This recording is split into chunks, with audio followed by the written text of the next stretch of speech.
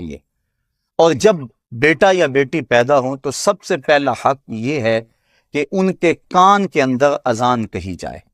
دائیں کان میں اذان کہنا اور بائیں میں اقامت کہنا، نماز والی اذان اور اقامت کہنا، یہ مسنون ہے، اس طرح سے کہ اذان دینے والا باوضو ہو اور اس کا رخ قبلے کی طرف ہو، اور بچے کا دایاں کان پہلے سامنے کیا جائے، پھر اس کے بعد بایاں کان سامنے کیا جائے اور اس کے اندر اذان پڑھی جائے، تاکہ بچے کے کانوں میں سب سے پہلی آواز اگر پہنچے تو وہ اللہ اکبر کی آواز۔ بلکہ کوشش یہ کرنی چاہیے جس ماحول میں بچے کی ولادت ہو رہی ہے، جو خدمت گزار دائیاں اور جو وہاں لوگ موجود ہیں، ان سے بھی کہا جائے کہ کوئی آواز سب سے پہلے اس کے کان میں نہ پڑے، دائی کی آواز، مبارکباد کی آواز، کوئی آواز نہ پڑے، سب سے پہلی آواز اگر بچے کے کان میں پڑے تو وہ اللہ اکبر کی آواز پڑے۔ ہر بچہ فطرت اسلام پہ پیدا ہوتا ہے، آقا کریم نے ارشاد فرمایا کل مولود یولد علی الفطرہ فابواہ یہودانہ او یمجسانہ او ینصرانہ، ہر بچہ فطرت اسلام پہ پیدا ہوتا ہے، اب اس کے ماں باپ اس کو یہودی، عیسائی اور مجوسی بناتے ہیں، اس لیے جب بچہ پیدا ہو تو اس کے کان کے اندر اللہ اکبر کی صدا پہنچے، وہ جان جائے کہ میں حضور کے غلاموں کے گھروں میں آیا ہوں اور حضور کی غلامی مجھے نصیب ہوئی ہے۔ اور آج ماہرین اس بات کو بیان کرتے ہیں کہ پہلی آوازیں بچپن میں جو بچے کے کانوں میں پڑتی ہیں اور وہ ان کا فہم نہیں رکھتا، لیکن اس کے باوجود ساری زندگی وہ ان آوازوں سے مانوس رہتا ہے اور اس کے اثرات اس کے دل میں اترتے ہیں۔ تو بچے کے کانوں میں سب سے پہلے اللہ کی بڑائی کی اور حضور علیہ السلام کی گواہی کی آواز پڑے،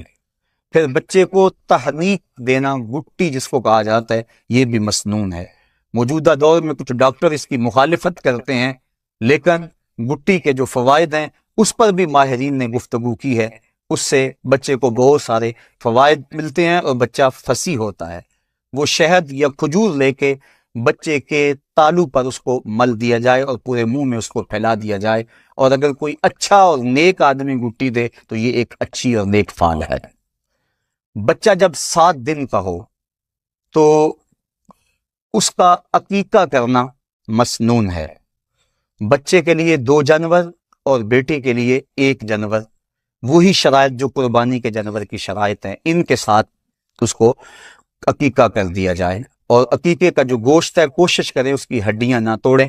بلکہ اس کو کچا تقسیم کر دیں، اگر اس کو پکا کے بھی تقسیم کریں گے تو یہ بھی شرعاً درست اور جائز ہے۔ بچے کے سر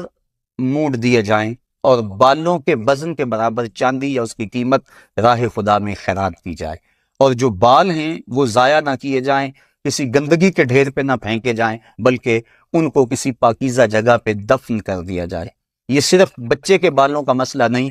ہر انسان کے بال ہوں یا ناخن ہوں، یہ انسان کے جسم کا جز اور حصہ ہیں،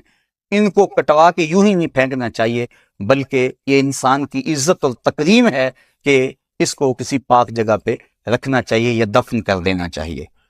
اس کے بعد بچے کے ختنے 7 دن کرنا یہ بھی مسنون ہے، بچہ کمزور ہو تو اس کے ختنوں کا وقت آگے بھی لے جایا جا سکتا ہے، لیکن علماء نے یہ تصریح کی ہے کہ بلوغت سے قبل ختنے کر دیے جائیں، اس لیے کہ جو پردہ ہے وہ واجب ہے اور ختنے مسنون ہیں،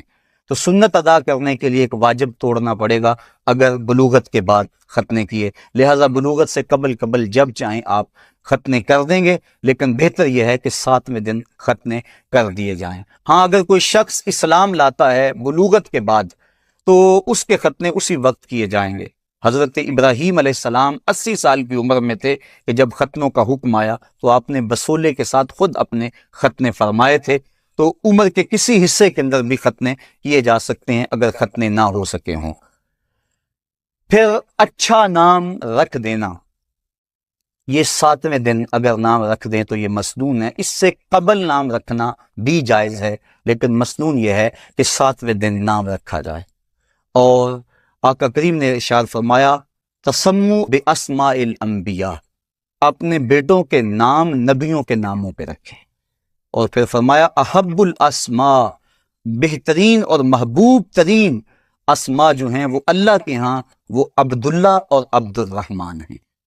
اور پھر یہ بھی ارشاد فرمایا کہ بہترین نام حمام اور حارث ہیں، حمزہ نام کی فضیلت بھی احادیث کے اندر موجود ہے، اور یہ بھی ارشاد فرمایا تسموا باسمی، میرے نام پہ اپنے بچوں کے نام رکھو۔ اور علماء نے ارشاد فرمایا جس دسترخوان پہ محمد نام کا بچہ ہوگا وہاں بے برکتی نہیں آئے گی۔ تو جب اللہ اولاد دے تو کسی کا نام حضور کے نام پر محمد یا احمد رکھ دینا چاہیے۔ اور ایک حدیث کے بابرکت کلمات ہیں، آقا کریم نے فرمایا اگر تم اپنے بیٹے کا نام محمد رکھو تو پھر اس کی عزت بھی کرو۔ اور سیرت حلبیہ کے اندر امام برہان الدین حلبی لکھتے ہیں کہ قیامت کے دن اللہ تعالیٰ جل شانہ آواز دے گا یا محمد صلی اللہ علیہ وآلہ وسلم، تو محمد نام کے جتنے لوگ ہیں وہ اس آواز پہ دوڑ پڑیں گے، اور اللہ تعالیٰ فرمائے گا میں نے تمہیں تو نہیں بلایا، میں نے تو اپنے محبوب کو بلایا ہے۔ عرض کریں گے مالک چونکہ ہمارا نام یہ تھا لہٰذا ہم اس پکار پہ چلے آئے، اللہ ارشاد فرمائے گا چلو آ گئے ہو، اب جنت تمہارا راستہ ہے۔ تو اس طرح اپنے بچے کا جو نام ہے وہ بابرکت نام رکھا جائے۔ ان الاسماء تتنزل من السماء، آسمان سے اسماء کی تاثیرات اترتی ہیں۔ آج اس موجودہ دور کے اندر لوگ اس خواہش میں ہوتے ہیں کہ ایسا نام رکھا جائے جو آج تک نہ کسی کا رکھا گیا ہو اور نہ سنا گیا ہو۔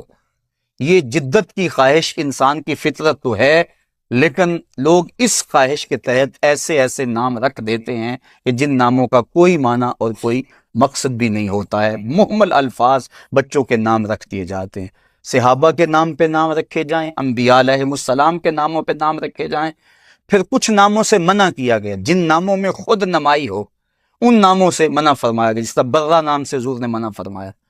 اسی طرح جو دشمنان خدا و رسول کے نام ہیں ان ناموں سے منع فرمایا گیا، وہ نام نہ رکھے جائیں۔ ہمارے معاشرے کے اندر کیسر اور پرویز یہ دو نام رکھے جاتے ہیں، حالانکہ یہ وہ بدبخت ہیں، ان میں سے پرویز نے میرے آقا کا خط پھاڑا تھا،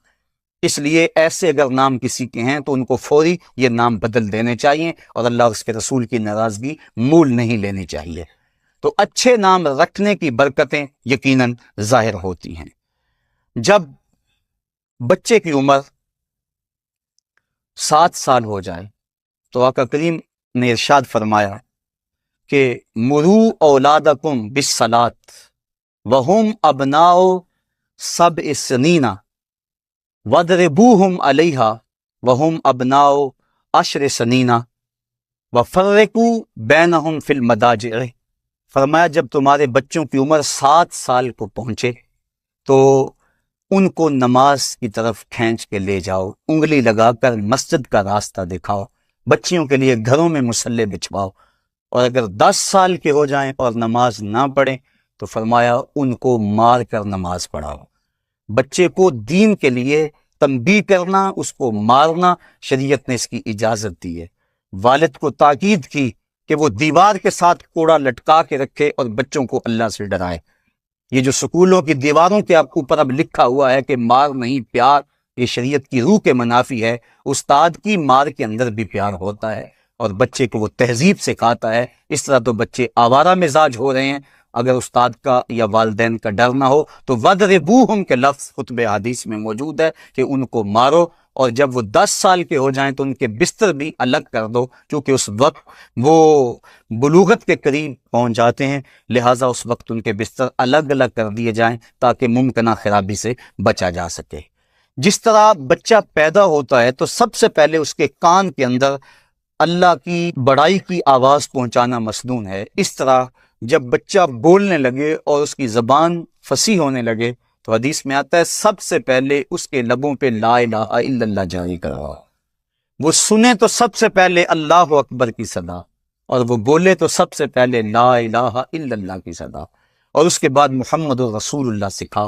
اس کے بعد آیت الکرسی سکھا، اس کے بعد سورہ حشر کی آخری 3 آیتیں سکھا،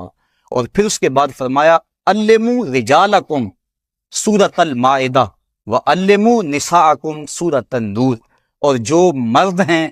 لڑکے ہیں انہیں سورہ مائدہ سکھاؤ، اور جو لڑکیاں ہیں انہیں سورۃ النور سکھاؤ۔ اور پھر آقا کریم علیہ السلام نے یہ بھی ارشاد فرمایا کہ اپنی اولاد کو کتابت سکھاؤ، علموہ الکتابہ، ان کو کتابت سکھاؤ، لکھنا سکھاؤ، والسباحہ، اور ان کو تیرنا سکھاؤ۔